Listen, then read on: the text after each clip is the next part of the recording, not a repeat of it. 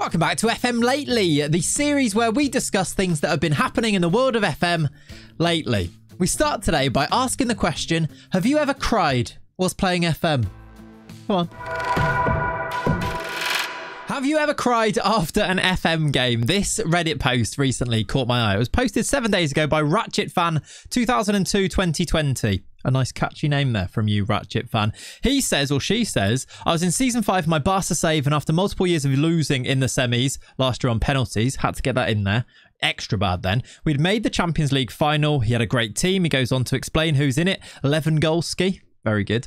Was scoring the goals, Pedri, Gavi, etc., etc. Really good team. Ter Stegen was there, and then he was beaten by Mbappe. I feel like that's kind of it at this stage. However, I just love how dramatic he is being. He says, I'm like Klopp, I'm running out of energy and I need a break from management. Probably going to start a new one today though, which I think that's maybe all of us playing Football Manager, isn't it?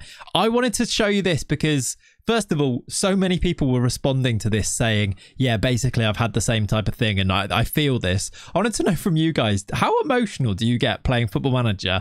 It is, to me, it's one of those games that's quite relaxed in that when you lose, it's sort of, I always put it down as it's part of the journey, although there have been times where on stream I have been a little bit salty. What do you mean you've blown the whistle? I suppose a few times. Mainly it's promises for me. Whenever there's a promise that I've made and it glitches and then it's not dynamic enough in the way that I want it to be, and then people get upset with me in the game, and that's the thing that really frustrates me. In game, losing matches and things, I'm sort of usually okay with it, but how emotional do you get? How have you ever cried playing Football Manager? You'll have to let me know in the comments down below. But I feel like this speaks to us as Football Manager players. So I wanted to include it as the first thing that we look at today. I've got, I think it's like 8 or 9 different recent stories and posts from the world of FM that we're going to have a look at in today's video. And I love making these videos. Thank you so much for the positive response, by the way, on the new series that we are calling FM Lately. I appreciate all of that. And if you do enjoy them, make sure you subscribe because I'm going to try and bring you these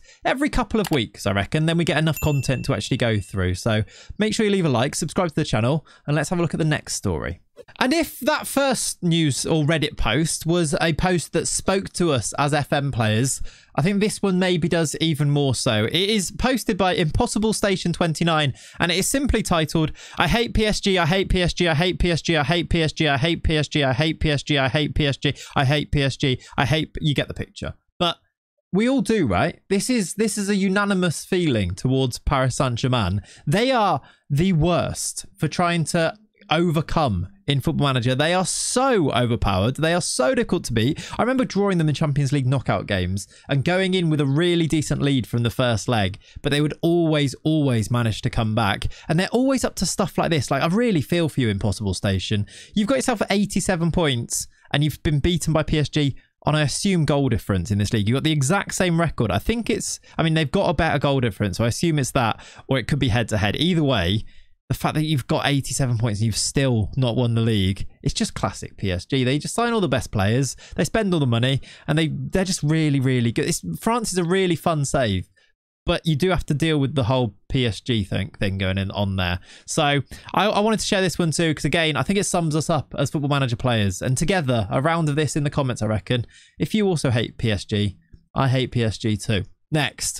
Next up, this story here, or this post that was posted on Twitter. By the way, follow me on X or Twitter, whatever you call it these days. It's at Clayts FM. I do lovely, amazing tweets, but I promise you, come and follow me over there. This one caught my eye though, because it was that merging of the worlds. Football Manager for Football Manager players is a world unto itself, and you get lost into it. And this person here, I assume, is it Tom? I assume it's Tom because you've posted it here. In his group chat has said, I sit down on the plane, all is going well. Anyway, decide once we've taken off to open Football Manager. It's a great time to play Football Manager. It's a great way to pass the time, isn't it? I've been smashing teams whilst on holiday, so I had high hopes. Anyway, Ipswich in the cup, figure it's an easy win, play a B team and lose 2-0. That is just the way of it as well, isn't it? Whenever you rotate a team in FM, be prepared to lose that game. Doesn't matter who you're playing. If you rotate, you will be caught out. That's why I always try and use my best team in every single game, which is not realistic. But honestly, the amount of times that you just change 1 or 2 players and you start losing, it's just not worth it. Anyway, he's done that here. He's lost to Ipswich in the cup. It's very embarrassing. But he says, annoying, but oh well, it's just the game. So he plays a bit more. Then he closes the laptop and looks behind him on his flight. And who's there? But actual real life football manager Thomas Frank, I love the way that you then got a photo of it. I really hope that he actually did see what happened and you had a conversation about it, because that would just top this story off. It'd be excellent.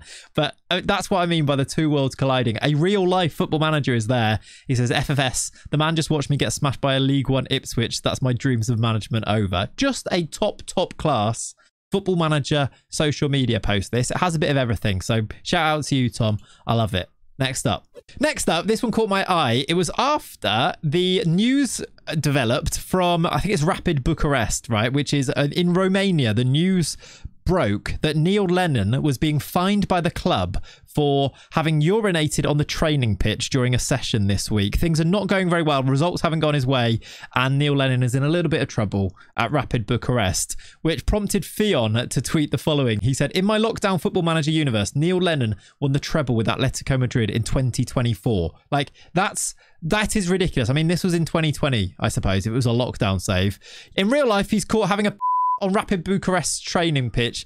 The story before was a merging of football manager life and real life. This one is like where they're very, very different. Neil Lennon, by the way, I've seen him become England manager. I've seen him become Real Madrid manager. He gets unbelievable jobs in football manager fairly often, I find. Almost as often as like Ralph Hasenhüttl gets the England job, which is just ridiculous. What's the weirdest managerial appointment that you've seen in your time playing football manager? I'd love to hear that in the comments down below. I did once see Memphis Depay take over as League One Charlton manager, which I just thought was just perfectly random. Anyway, thank you very much for posting this, Fionn. Love it. It is, yeah, it's very, very different worlds there that have happened. Football managers doesn't always get it right, does it? Next up, and speaking of weird managerial appointments, this week this news broke that it just feels so FM. There's things that happen in real life, and I always tweet them saying this feels very FM.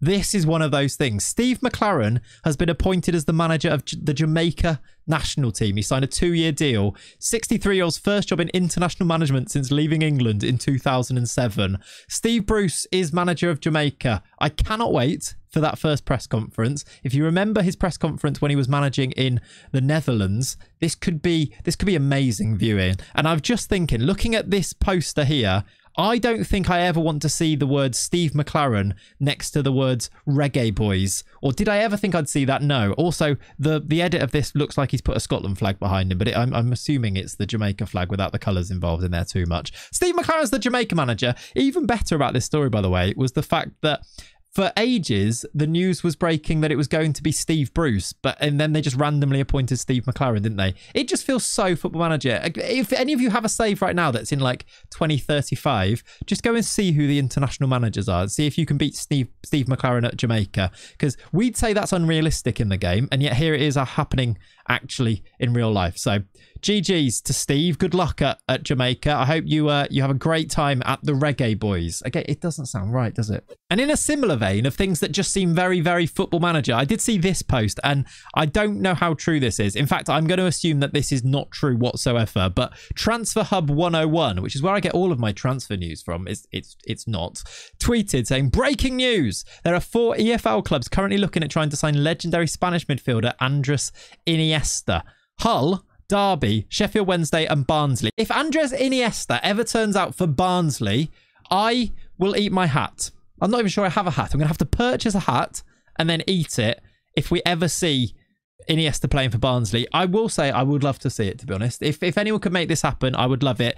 The only way this could actually happen, I think, is if there is somebody playing Football Manager and managing one of these teams. This is a signing that I would definitely try to make. I once took Robert Lewandowski to Malvern Town. He played there alongside Sadio Mane and Neymar in League One or League Two. That's what's happening here. Although, again, I'm not sure it's actually true. It probably isn't, is it? But we can dream. We can definitely dream. And some sad news that has got Football Manager players slightly excited recently was the news about Bordeaux in France. They've gone into full administration. They are losing their professional status as a club. Their players' contracts are being terminated. Training centres going to close, and they're going to be relegated down through the French league system. This, for most football fans, is just a really, really sad story, and that's how I feel about it. Bordeaux, a pretty legendary club in France. I've had great players over their time there, and it's a really sad story. Whenever there is financial problems for a club, it's a sad thing, isn't it? However, Football Manager fans, they think slightly differently usually, obviously, and they see this. This is a rebuild right there. They see this as saying, right, that's my first save for FM25 sorted.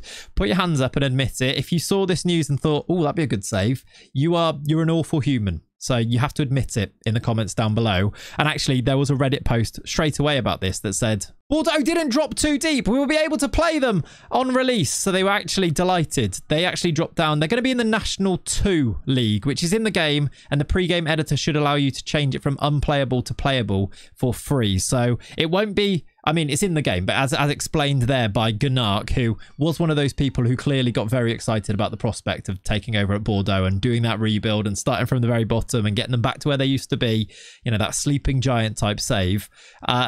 Gunark has confirmed that they should be in the game for next year. So that is exciting news. But again, pretty sad overall. Over on social media, I also did see this post as well, which is on the Twitter page at Festhole. I'm sure lots of you follow this account. Really quite funny. People submit their anonymous confessions. Festhole tweets them out and then people react in all really weird ways in the replies to it. But this particular fest was about Football Manager, or Championship Manager in this particular case. And that seems really popular. There's loads of FM mentions on this account, weirdly. It holds such a strange place in like the public social, you know, realm. It's a really weird cult game, isn't it, Football Manager? Anyway, this Fess says, when I was 16, my then girlfriend previously dated somebody who signed a professional football contract.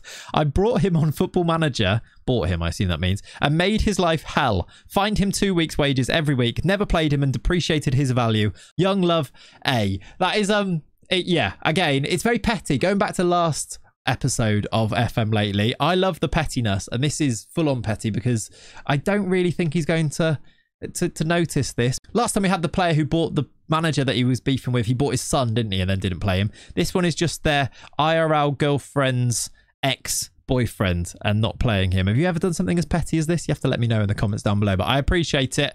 Well done to this particular fesser. And that brings us on to our final story of today's video. And it was this post back on Reddit over here from VYZNF, who posted, how do you spend your pre-season? Are tours worth it? Asking a genuine question, but using this image of Bayern Munich's actual pre-season game where they played against FC Rotak and beat them 14-1. It also references Manchester United losing away at Rosenborg in the last minute. This Holm, by the way, I signed him in in the journeyman save, I think it was, and he was at one of the teams. He was pretty good. I think it was him anyway. It might not have been. Either way, I wanted to show it and talk about it because does anyone else do this? I want you to tell me and let me know if you do. I always make sure that I include a really nice confident boosting game against a lowly team in the country that you're managing in, and make sure you beat them by about 14 goals. And they usually do get the one consolation goal, don't they? And you have like 40 shots on goal. I'm not alone in doing that, right? I'm also certainly not averse from doing this during the season if you hit a bit of a bad run of form. If you are struggling, I often do, you know, pop in a really easy friendly, usually against Cadbury Athletic, those chocolate boys, and get myself a big win. And it really does repair the morale of the club, and you go into the next game with a little bit of a boost. So that's a top tip if you don't do it. But does anyone else do this? I'm sure you do. It's just nice when things like this happen in real world of football, and it makes you think that's very Football Manager. Again, there's been a bit of a theme of today's video, hasn't it? But these are the things that I've seen recently over on the internet, on social media, that I love making these videos about them. I love chatting about real life, like Football Manager related stuff. So hopefully you've enjoyed today's video. I hope you have a lovely rest of your day. Subscribe to the channel and I'll catch you next time. Thanks. Bye-bye.